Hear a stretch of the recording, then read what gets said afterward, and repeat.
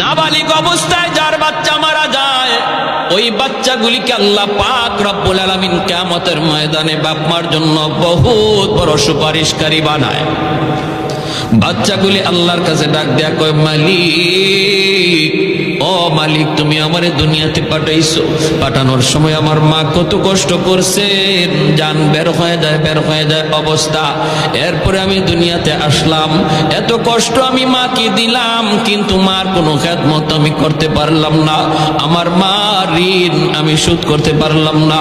আল্লাহ, আজ যদি তুমি আমাকে জান্নাতে দিতে চাও, আমার মা বাবা সারা জান্নাতে যাইবো না, হয় আমারে বাপ মার সাথে জাহান্নামে দিয়ে দাও, হয় আমাকে আমার বাপ মার সাথে জাহান্নামে দিয়ে দাও। রব্বুল আলামিন তখন বলে, বান্দারে, আমি আল্লাহর আদত হচ্ছে জাহান্নামীকে জান্নাতে দেওয়া, কিন্তু